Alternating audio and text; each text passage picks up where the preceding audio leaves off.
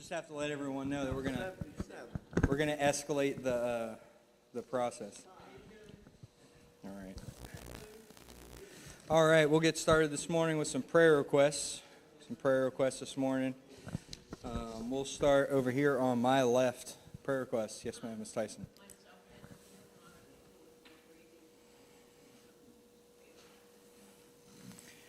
All right. Yes, sir. All right. All right. Any other prayer requests over here on the left? Thanks. Good. All right. Ms. Kay? I did text Becky this morning. They did get hit by the cyclone. I don't know that, she wasn't real specific, but they weren't able to have their church service out in Yankee. But one of the men out there, I guess he got some of the local people and had fires. Awesome.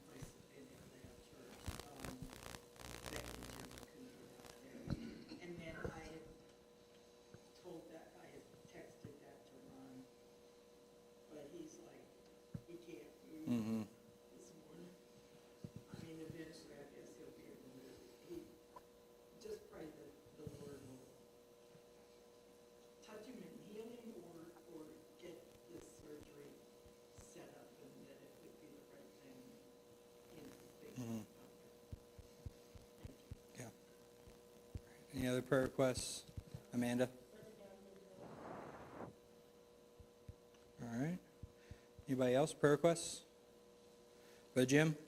Well, again, from Jackie Hyde's salvation, was Linda, with her daughters have trouble with pregnancy. Her name is Brandy, from salvation for that family. But she has a Bible. I just think she pick it up, put more use to it. Yeah. All right. Any other prayer requests? Prayer requests.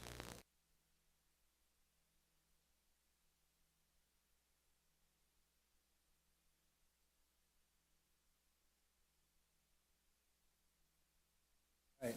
Brother Paul, could you pray for us? Father, we thank you for the opportunity to be here now. Thank you for your blessing you provided us this week, Lord. And we pray for the request this morning for the health issues that we made. We also pray for the unsaved, Lord, that you'll reach out to them, or they'll reach out to you.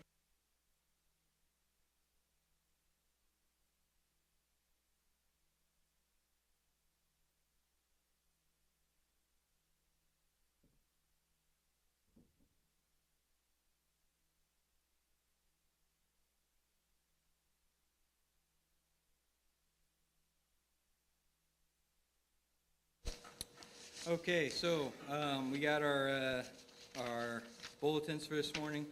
If you notice, it's a little off on the fold. It's not Miss Torres's fault. It was a, what'd you say it was? Printing error? It was a printing error. Huh? Yeah, we'll say printing error.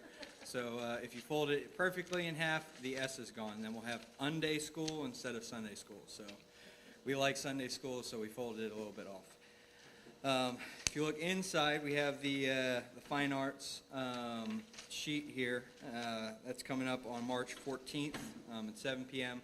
I believe, and correct me if I'm wrong, I think that's a Friday night. This coming Friday.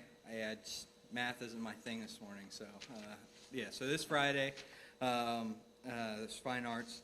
And then we also have the verse. The verse from last week was 1 Peter 5:5b.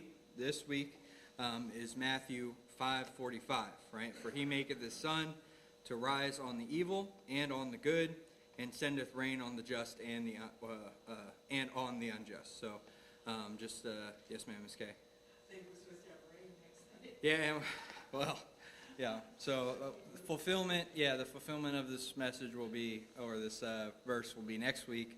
But we'll memorize that, and then if you have it memorized, you can speak to Allie, tell it to Allie, and she'll take you down and all that. So, and then the weekly challenge is when the storms of life come your way, draw closer to the Lord. Okay, so that means next Sunday when the storm comes in, right, be at church, right? That's what I was talking about, Miss Kay? That's okay. All right, cool. Miss Kay does our challenge and our memory verse for each week. And then also on the inside, you got the announcements. Obviously, daylight savings, March 9th, which is today. If you didn't know, you lost an hour. And if you don't feel it, I wish I was you, right? It's because everybody, especially for those who were there yesterday, I'm sure you're feeling it extra, just a little bit more. And then, of course, Fine Arts, $5 at 7 p.m. on March 14th. And then following that, we have New Manna. So the group will be away. We'll have like a skeleton crew, I'm sure, in April 3rd through April 7th. So April 3rd through April 7th is New Manna. And then April 20th is Easter Sunday. So a couple weeks after that, we'll have April. We'll have Easter Sunday, which is the start of our spring campaign. So we're starting the spring campaign on Easter and ending it on Mother's Day, right? And probably by the time, hopefully, right, Allie?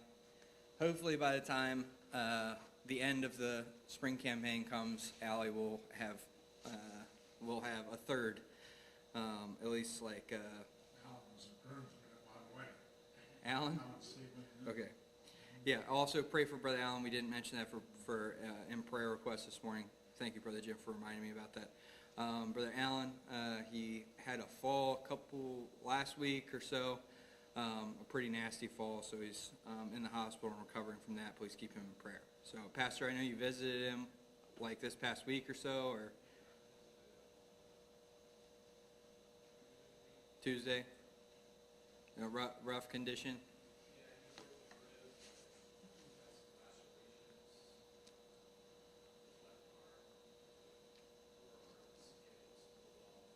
Mm-hmm.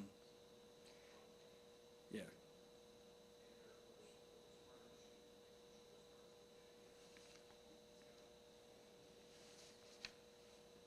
So a lot going on with Brother Allen. Definitely keep him in prayer also. And then birthdays. If you haven't already, or if you have, right, Allie?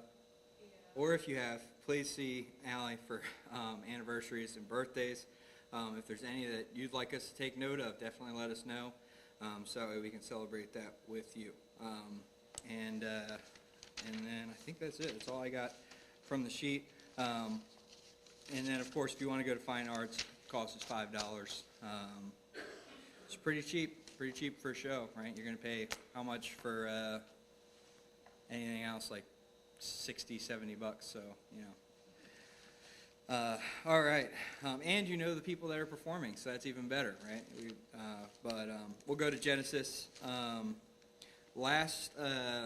couple weeks ago, we were talking about Abraham, right, and Abraham's experience when he saw the Lord, right, in Genesis chapter 18. Genesis chapter 18, we discussed a little bit about Abraham's service for the Lord, right? The opportunity, he saw opportunity to serve the Lord, and he jumped at the opportunity. And we discussed that a little bit a couple weeks ago, talking about how he ran right to the opportunity. He asked the Lord to wait for him, right, so that way he could serve them. He ran. He had got his family involved. He got Sarah involved. She made bread. He got young men involved, right? Titus tells us that old men are to teach the younger men, right, to be sober, and all that. But Abraham ran. He grabbed a calf. Him and the young man, they dressed the calf. They prepared the calf, and then they served that calf and that food to the Lord, right, to the Lord and those that were with him, the angels that were with him, and Abraham stood beside him, right? He was not planning on partaking in the feast, even though he was the head of the house, right? He was there to serve. Okay, we can restart now that my sister and my mom are here, so. They were there to serve, and then we see the blessing, right? Abraham had a direct personal blessing. That direct personal blessing was the Lord telling Abraham, giving him further clarity on the promise that he made years ago, right? That promise being a son, right? That God's going to make Abraham a great nation. We see that not only is it going to be from Abraham, but it's also going to be from Sarah. And now he goes on to say that in the process of time, okay, which means in the process of life, right?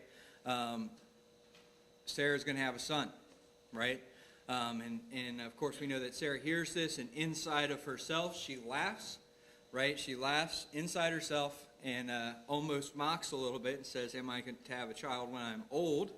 And the Lord hears it, right? Because the Lord hears and knows our thoughts, right? We see oftentimes when Jesus is on earth, right, the Pharisees say within themselves things, and Jesus tells them and directly addresses what it is that they were thinking.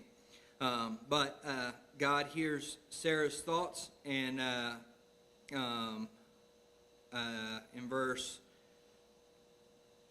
13 of chapter 18 in Genesis, it says, and the Lord said unto Abraham, wherefore did Sarah laugh, right? I'm sure Abraham's like, Sarah didn't laugh, right? Because Sarah can't hear, or Abraham can't hear Sarah's thoughts, right? They're out under the tree. Sarah's inside the tent overhearing the conversation. He says, wherefore did Sarah laugh, saying, shall I of a surety bear a child which am old, right? So he gives that, he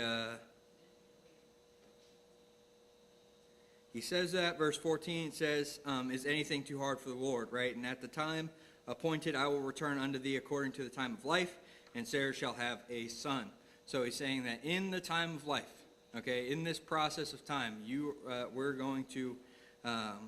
Sarah is going to deliver a son. All right, and then in verse 15, right, Sarah denied and says, no, she didn't laugh, right? So the men get up and they leave, right? And Abraham follows the Lord, right? So we see Abraham sees an opportunity to serve the Lord. He takes that opportunity.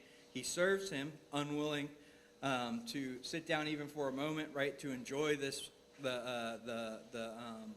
meal that they were having, right? Because his goal was service, not to partake. And God blesses them. Then God gets up and walks away. Right, he goes to leave, and Abraham follows along with him. We see that in chapter 18. And because Abraham walked with the Lord, it put Abraham in a position for the Lord to show him something. Right, and God revealed that he was going to destroy Sodom and Gomorrah. Now, we know that when last we saw this particular person, who was in Sodom? Right? Who was it? It was Lot, right? It was Lot. Lot was in Sodom the last time Abraham saw him. He was at the gates, right? And then he was carried away. And so Abraham knew who it was, like some of the people that God was planning on destroying. He said, hey, Lot's counted in with this. So Abraham, right, has an opportunity to intercede on his nephew's behalf. Why did he have that opportunity? One, because he served, right? God was going to pass by his house. Abraham stopped him. He stopped him. He served him when he had the opportunity. Of course, the Lord blessed him, and he continued to walk with the Lord after that. And when he walked with the Lord showed Abraham the promise, right? So when he showed him and he told him what it was that he was planning on doing, Abraham interceded for Lot. We talked about that a couple weeks ago. How Abraham interceded there for Lot, right? And he did a pretty good job at it, talking God down from 50 to just 10, right? I'd say that's a pretty good negotiation. But we know that Abraham, when he asked and when he requested in humility, right? But we'll continue there. In chapter 19, we see a transition. Right, so God says, okay, I'm not going to destroy Sodom and Gomorrah if 10, the whole city is going to be saved if 10 in there are righteous. And then, which we'll discuss how that played out, obviously, in the next chapter here. But in chapter 19, it says, and there came two angels to Sodom at even, and Lot sat in the gates of Sodom. And Lot, seeing them, rose to meet to meet them, and he bowed himself with his face toward the ground. So we know that Lot is living out in the world, right? He's living amongst the heathen, sitting with the heathen, right? But Lot still has a respect for the things of God, so much so that he sees these men and he bows down before them, right? In verse 2 it says, and he said, "Behold now, my lords," right? "Turn in, I pray you, into your servant's house. Tarry all night, and wash your feet, and ye shall rise up early and go on your way. And they said, Nay, but we will abide in the streets all night." All right, so Lot is trying to intercede for these men, right? He's trying to pull them out of a situation that he knew was going to be pretty bad. Trying to give them a shoe in, right? "Oh, you need a place to stay? Don't stay in the city. Stay in my house, where it's safe." Or at least where he thought was safe, right? And the men are there. Of course, we know that these are angels. The angels are there to see the wickedness of the city. And Lot says, "No, come into my house," right? "Come into my house. Don't stay in the streets. You don't want to stay in the streets. Trust me." And these are, and if you think about it, Lot has dwelt with them for some time now. So Lot stayed there. He knows who they are, what they do, right? And he stayed there. In verse 3 it says, "And he pressed upon them greatly." So he's pleading with them, "Please, please, please, please, come into my house," right? Maybe Lot knows, like, what happens at night, right, in Sodom and Gomorrah. And maybe he knows kind of what's going to go down here. And he's trying to save them from that, right? And he's trying to intercede on their behalf, give them a safe haven in a wicked city. Verse 3 it says, "And they turned in unto him, and he made them a feast, and did bake unleavened bread, and they did eat." Right? So he makes them a feast, right? It's kind of similar to what Abraham does for the Lord, right? He sees these men, he brings them in.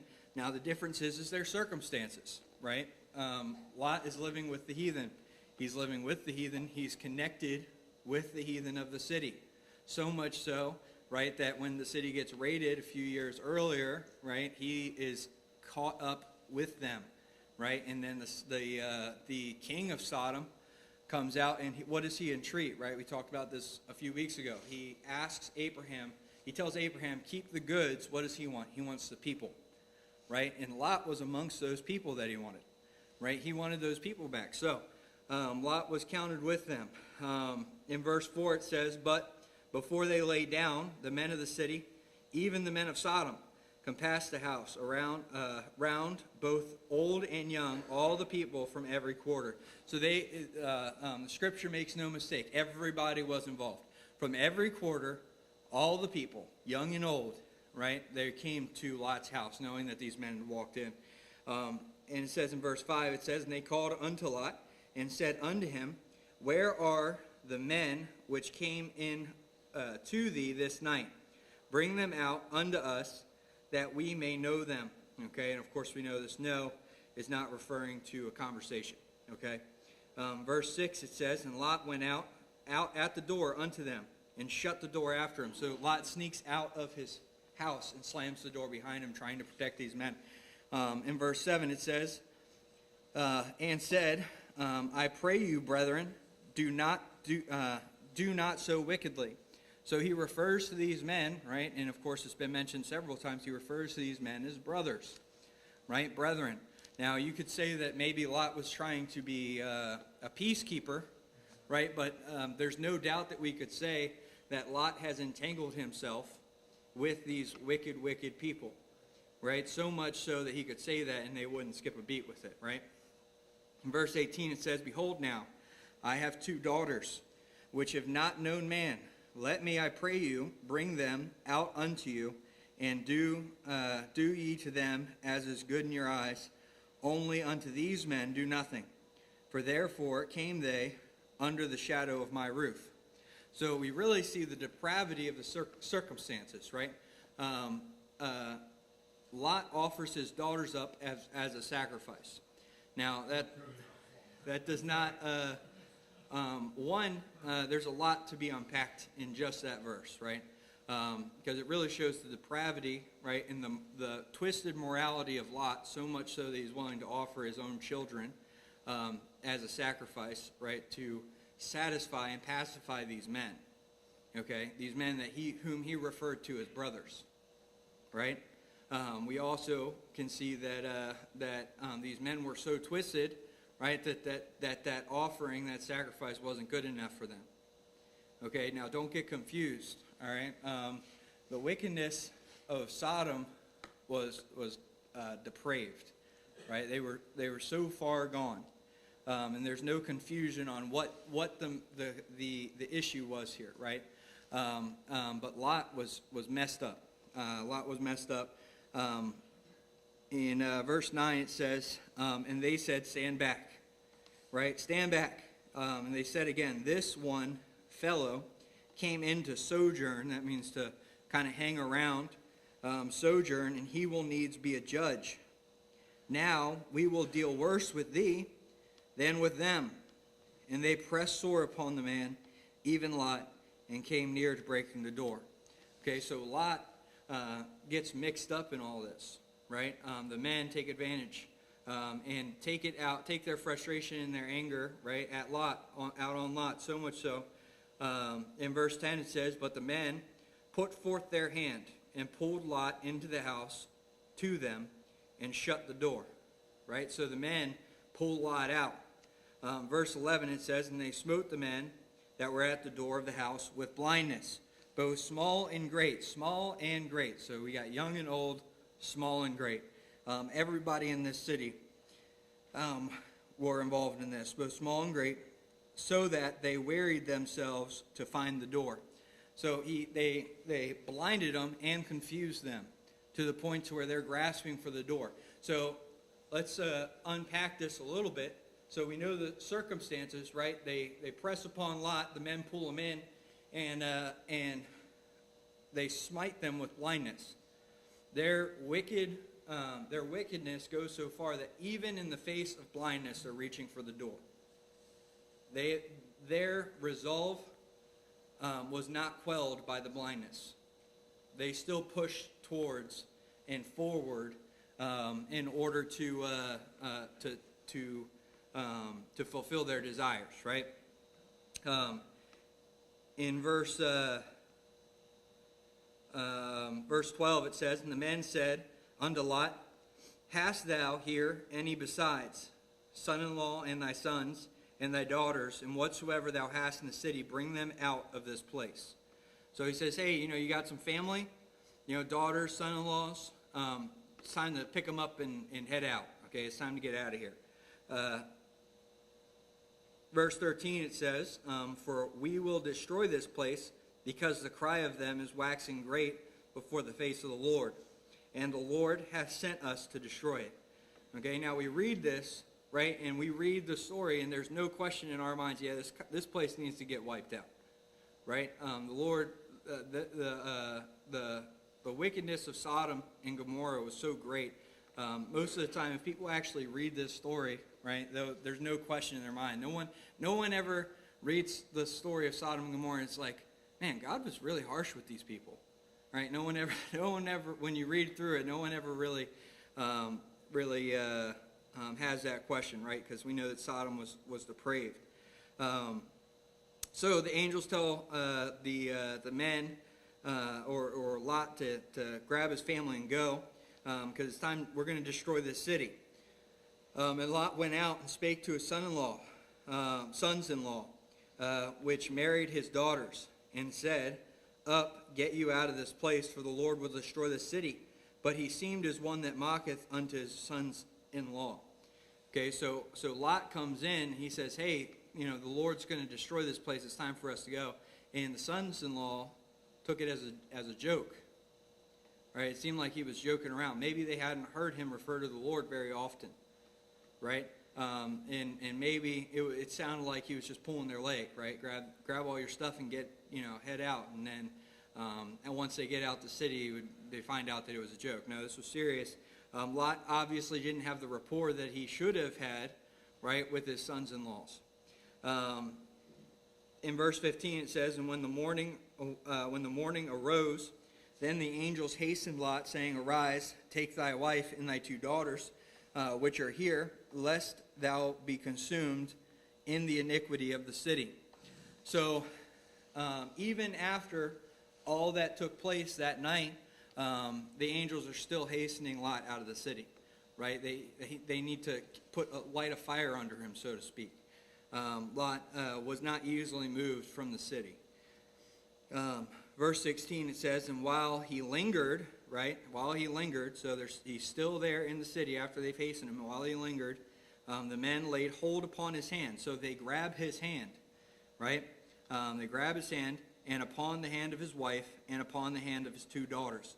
So I'm sure one angel probably grabbed the hand of Lot and his wife, the other angel his 2 daughters, and they literally had to drag them out of the city. Pretty wild, right? The hand of his 2 daughters, the Lord being merciful unto him, and they brought him forth and set him without the city. So the angel of the Lord, even after the circumstances of the night before, that terrible experience, Lot is still hanging out in the city, right? They say, all right, it's time, we got to hasten, we got to get our stuff, we got to go, right? So he's still lingering there in the city, so much so that the angels literally have to grab them and drag them out of the city before they're able to depart from Sodom. We really see, and this is the gradual progression, right? Because when we see Lot originally, right, he's living bountifully under Abraham. Okay, he's living bountifully under Abraham, so much so that their herdsmen are conflicting with one another.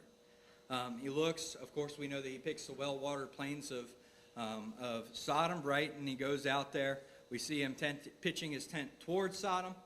And then he sojourns in Sodom, the men say, right? And now we see him living in Sodom. And we see him so entrenched that his family have married the men of Sodom, right? We see that he's so entrenched to where when the angel of the Lord said that they're going to destroy the place, they literally have to be dragged out of the city. Also, you have to ask yourself, where are the herdsmen? Where are the cattle of Lot? Where are they? Right? It's just, at this point, Lot is being dragged out of the city, and it's just him, his wife, and his 2 daughters. There's no herdsmen. Right? There's no herdsmen. There's no cattle. There's no sheep. Right? And it was such a slow decline, right, that the whole purpose of him leaving was moot. Right? It was pointless. Because at the end of the day, he was left with nothing. Right? At one point, he was so bountiful, so rich, that even Abraham's flocks, right, they were arguing over the grass. It would have been better for Lot, I think, and I mentioned it before, but we could say it now, it would have been better for Lot to give his riches to Abraham, because at least he would have been in the house of blessing. But instead, he split, right? Instead, he split. And because of that, he was left with nothing. And we'll see, it's a continual downward spiral from here for Lot. But we know that Lot was a righteous man, right? Because God is righteous. And as Abraham entreated, he said, will you destroy the righteous with the wicked? And the answer is no. Now, Abraham was trying to save the city, right? Abraham was trying to save the city. He knew how wicked the city was, right? Why? Because Melchizedek came to Abraham and said, the king of Sodom came to Abraham, right, and told him to take the riches. He said, I'm not going to take even a shoe latchet from you, right? Because this man was wicked, and his city was wicked. So Abraham entreated for the city, right? But the Lord wasn't going to destroy the righteous with the unrighteous, right? So much so that even after Lot stayed in the city, he had his angels drag them out of the city before the city was destroyed, right? So that's the righteousness of God. But Lot was no better off for it, right? Lot had nothing at this point. So they drag him out of the city, set him without the city, right? Verse 17, and this is just downward spiral. Verse 17 says, and it came to pass, when they brought them forth abroad, that he said, escape for thy life, and look not behind thee, neither stay thou in all the plain. Escape to the mountain, lest thou be consumed. So he has clear instruction. Takes them out of the city, takes them abroad, right? Takes them far out of the city, so that turning back would be pointless, right? Takes them out, and he says, don't look back and get out of the plain. Go to the mountains. So, in verse 18 it says, and Lot said to them, Oh, not so, my Lord. Oh, not so.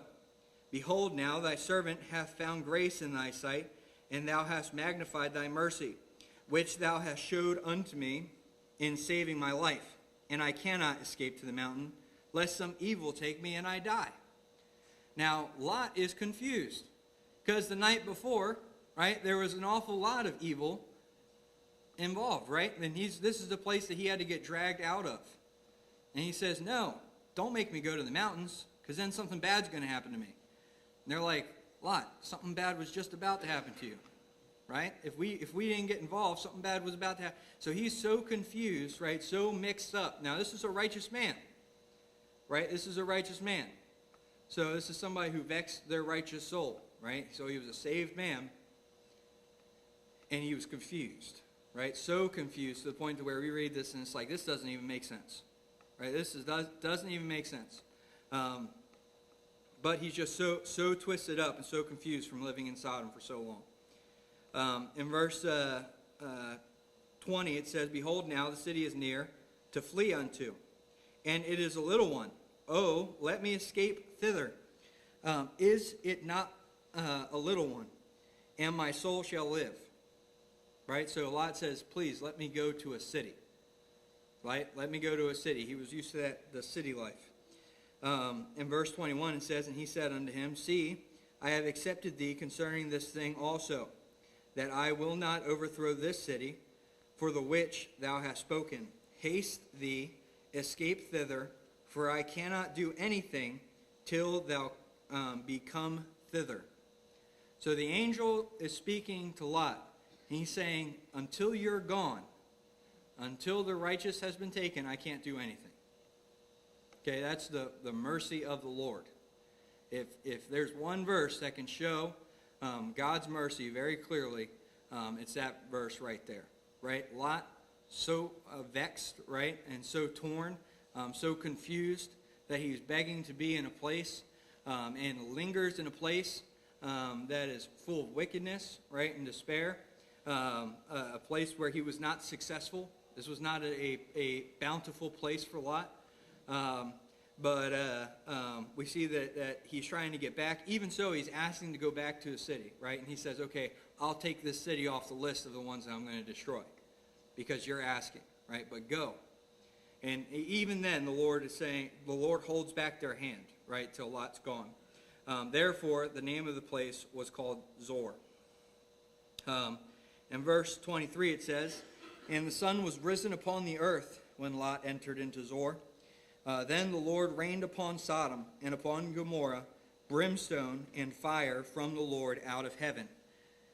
And he overthrew those cities and all the plain and all the inhabitants of the cities and that which grew upon the ground. So he wiped this place off the face of the earth. He wiped it out, man. I mean, you think about it. Lot had daughters, right, that were still in the city. Lot had family that was still in the city, right? And God wiped them out. In verse 26, it says, But his wife looked back from behind him, and she became a pillar of salt. Right? She turned back, right? She turned back. Even after all that had happened, right? She still was looking back, right? This was the depravity, right, and the downfall of Lot and his family. All stemming back to the decision that was made, right, to leave the house of blessing, right? He was going to leave the house of blessing, the house of blessing there.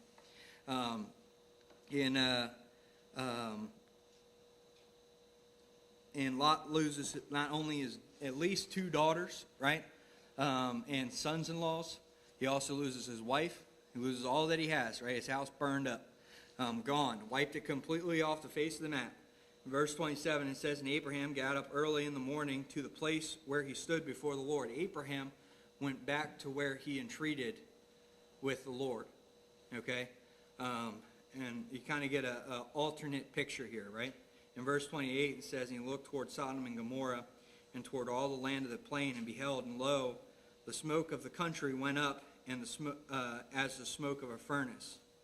And it came to pass, when God destroyed the cities of the plain, that God remembered Abraham and sent Lot out of the midst of the overthrow, when he overthrew the cities in the which Lot dwelt.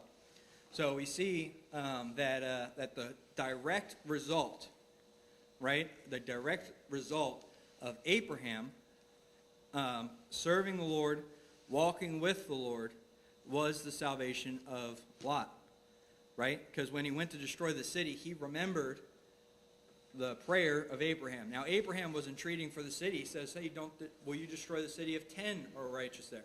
Now, God did not find 10, right? But God knew what Abraham was asking. God knew what Abraham was asking. He knew that he was thinking about Lot and Lot's family. And that's who he was concerned about. So much so, right? We see this as a consistent pattern throughout Abraham's life, right? Because we see that Abraham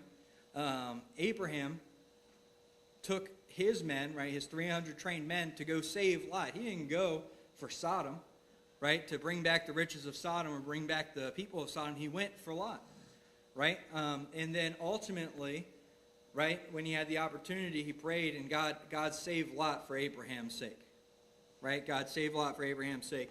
We see that picture that goes back, right, to where Abraham standing over the city, right, probably thinking about a conversation that he just had the other day, right, and he looks and he sees the smoldering ash that was Sodom and Gomorrah. In verse 29 it says, in verse 30, it says, and Lot went up out of Zoar and dwelt in the mountains. Right, pretty ironic there that maybe the Zorites were not very friendly to Lot. Right, so much so, if Abraham would have just listened, or if Lot would have just listened, right, maybe the outcome wouldn't have been the same. But he goes into Zoar, and for some reason, whatever that is, he ends up leaving and dwelt in the mountains, and his 2 daughters with him, for he feared to dwell in Zoar. And he dwelt in a cave, and he and his 2 daughters. Maybe if he would have went up in the mountains, his wife wouldn't have had an opportunity to look back. Right? But in verse 31 it says, and the firstborn said unto the younger, our father is old, and there is not a man in the earth to come in unto us after the manner of all the earth. Come, let us make our father drink wine, and we will lie with him, that we may preserve the seed of our father. And they made their father to drink wine that night. And the firstborn went in and lay with her father, and he perceived not when she lay down nor when she arose. And it came to pass on the morrow that the firstborn said unto the younger, behold, I lay yesternight with my father. Let us make him drink wine this night also, and thou go in and lie with him, that we may preserve the seed of our father. And they made their father to drink wine that night also. And the younger arose and lay with him, and he perceived not when she lay down, nor when she arose. Thus were both the daughters of Lot with child by their father. And the firstborn bare a son, and called his name Moab, which the same is the father of the Moabites unto this day. And the younger, she also bare a son, and called the name Benami. The same is the father of the children of Ammon unto this day. So we see the eventual outcome of the family of Lot, right? Terrible, terrible, terrible, terrible story, right? We also see kind of a second mention of getting drunk, right, and alcohol found in Scripture. Now, that's a pretty bad outcome, right? A pretty bad scenario and situation. It's not something that I'd want to be involved in by any means, right? We see that because a direct result, and I'll just put it this way, a direct result of being drunk was Lot allowing this to take place, right? Why? Because he was so out of it, right? So confused, so disoriented based off of the alcohol that he was drinking, right? That he could not discern. He had no discernment. He could not make the right decisions. He was taken advantage of, right? That's why, right, in the New Testament we see regularly where it says to be sober, right, and to be vigilant, right? That is both talking about being serious and talking about being in your right mind, right? You can't be in your right mind if you're drinking. Can't happen. Can't happen. It messes with your mind. It messes with your mind. It's not going to happen. Some say, oh, well, I can, the government, and I'm not saying that the government should be our measuring stick by any means, but the government, the legal limit to drive for most people is about a beer and a half, right? Most people, that's not how they drink, right? That's not how they drink. That's the legal limit on the government. So you drink, and it takes very little bit to mess with enough for the government to say, yeah, you're not okay to drive a motor vehicle. So how much does it really take for our minds to be messed with and confused, and we can't make the right decisions, right? And we can't follow the leading of the Spirit because we're drinking, right? The government says that just a little bit will cause you to make a bad decision on the road, right? And so how much will it take for you to make a bad decision in maybe a conversation, right, or a relationship, right, or whatever it is, that decision that you make? It does not turn out well, right? And of course we know with Lot it definitely didn't turn out well. And ultimately, if Lot would have never drank, right, he definitely would not have been in the situation he was in. So, but that being said, obviously we see the downfall of Lot. Now again, I'm just going to reiterate this. The decisions that Lot made many, many years ago ultimately ended up, obviously in this cave on a mountain with his daughters. Right? A terrible, terrible end to a man who had such a bright beginning, right? He lost his father. He ended up getting adopted by Abraham. And Abraham took him in as a son, right? And cared for him so much so that Lot was bountiful because he was under the umbrella of blessing, right? That was under Abraham. Because he was in Abraham's house, he was being blessed. And once he left that house of blessing, right, and broke ways with the one who was blessed by God, we see that ultimately those decisions ended, right, with this terrible outcome. In our lives, right, we need to make sure that we recognize where the blessing comes from, right, where the blessing comes from. Now, our blessings don't come from a person, right? We know that Abraham was the chosen one, right, in the sense of he was to have the son, right? He was the man who had the promise, right? Now there's a promise that's given to us, right, to the children of Christ, right, the sons of God. So because of Christ, right, that promised seed, right, which we'll discuss later on with Abraham, but the promised seed, we receive a blessing. And when we get out from under the blessing of the Lord, that umbrella of blessing, right, of the Lord, that's when things don't turn out too well for us, right? And sometimes we get confused because we're bountiful and we think it has anything to do with us, when actually it's because we're under the umbrella of blessing, right? And so you'll see this a lot with children, right? Their parents, they serve the Lord and they do what they do, right? And they've made decisions when they were young, right, to serve the Lord. And you'll see when those kids start to get older and maybe they have some blessings, right? They're abounding because of the decisions that their parents made. They get to a point to where they say, okay, this is getting too close, right? And they want to leave the umbrella of that blessing. And that's usually when things spiral out of control for them, right? We see that with the prodigal son, right? The father is blessed. He leaves the father's house, takes his bounty with him, right? And we see that he ends up in the pig pen. Why? Because the blessing came from the relationship, right, that the parents had with the Father. Now, the idea is, right, and the goal is that those children recognize that the blessing is from the Lord, right? And they make those decisions that allowed their parents to be blessed of the Lord. They make those decisions, and they have their own umbrella for their own children one day, right? But sometimes they get confused, right? They get confused. That blessing comes from the Lord. The blessing comes from the Lord.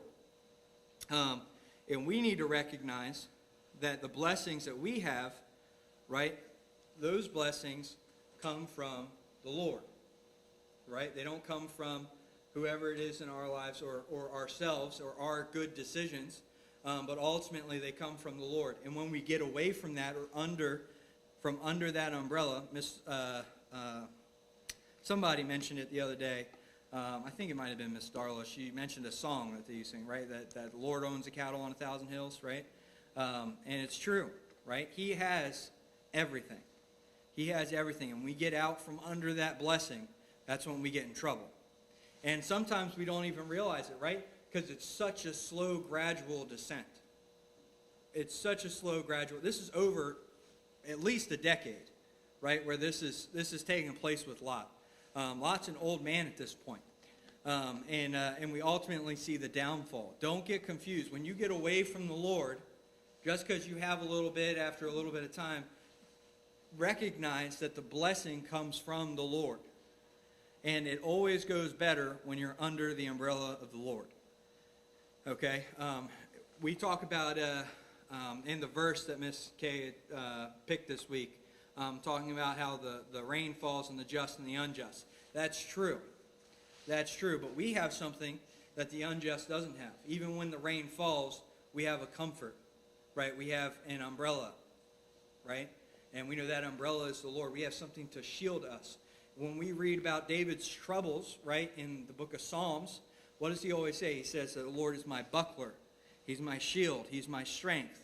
He's my tower, right? He's my fortress, a place where he can go and have protection, okay? The Lord is that for us.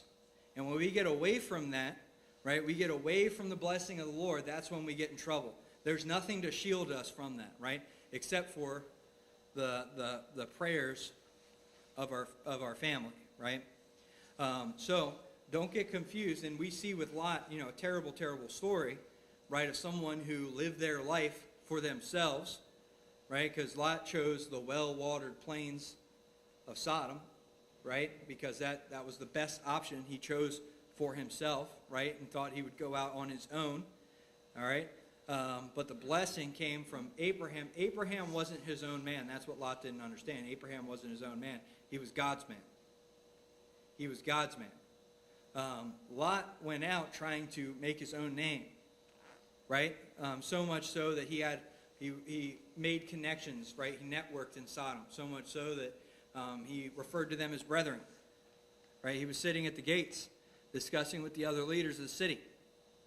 So, and also one thing that's interesting, and I didn't mention this, but when Lot is speaking to these men, right, men who he'd lived with for decades at this point, right, he refers to them as brethren, and what do they say to him? You're just a sojourner. You're just a sojourner, and you're going to come in here and tell us what you're going to be a judge for us? He's lived with these people for years now. He left Abraham to go live in the area where these people are. And when it comes down to it, when we get to the brass tacks, right, he's not one of them. So the saved, right, and most of us, I would believe, almost all of us in here are saved.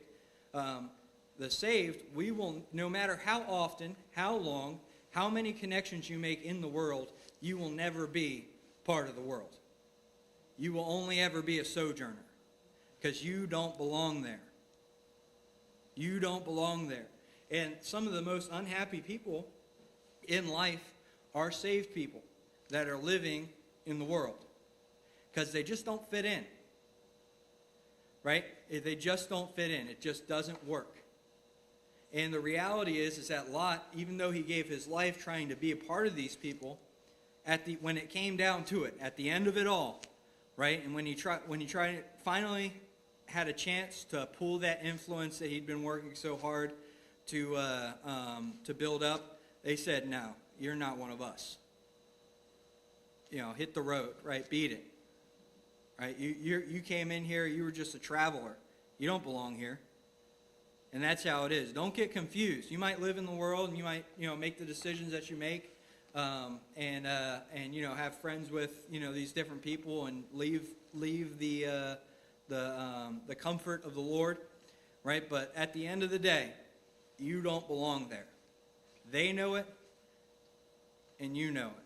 You don't belong there. That's why Lot tried to save these men from that experience, because he knew that that's not how it was supposed to be, right? He was trying to shield them from that experience. Why? Because he was a righteous man, a vexed righteous man living in Sodom, the worst of the worst. Don't make the decisions that Lot made.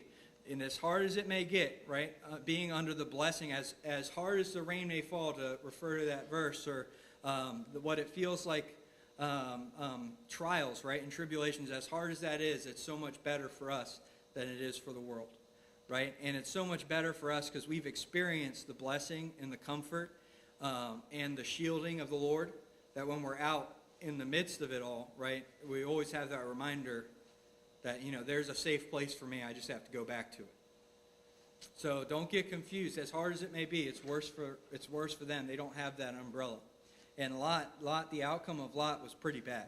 Now, it's not as bad as Sodom and Gomorrah, right? He wasn't smoldering, right? He didn't have fire and brimstone rain down upon him, but I'd say it was a pretty bad outcome.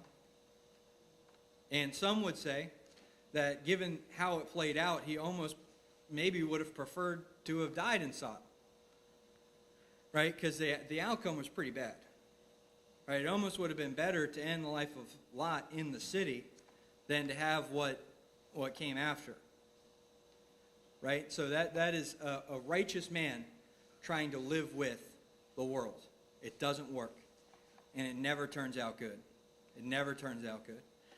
But obviously, we see last week we got to talk about Abraham and his intercession. This week we had a little bit more of a sober topic with Lot. A terrible, terrible story, right? No, the Scripture pulls no punches in telling us what happened to Lot. And I believe that to be a warning for us, right? For those who live with the unrighteous and try to live like them and with them and in the city with them. That's not our calling. Our calling, what does it say in Peter? Our calling is to be a peculiar people, right? Stand out, separated, set apart.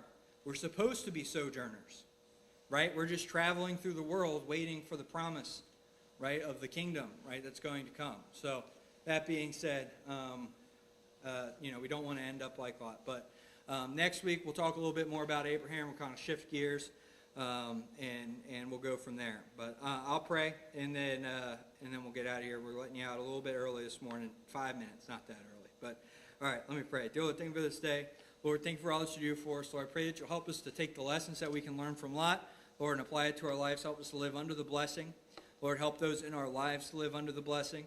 God, and the people that we care about, Lord, that maybe are out in making decisions, Lord, that have a bad outcome. Lord, I pray that you'll help those to come to themselves, Lord, and recognize and realize that the blessing comes from you. God, I pray that you'll help us to be sensitive to your Spirit, Lord, as we go through the week, God. And I pray that you'll help Pastor as he speaks this morning, and those other Sunday school classes, Lord, that will have their own services. God, I pray that you'll help them also.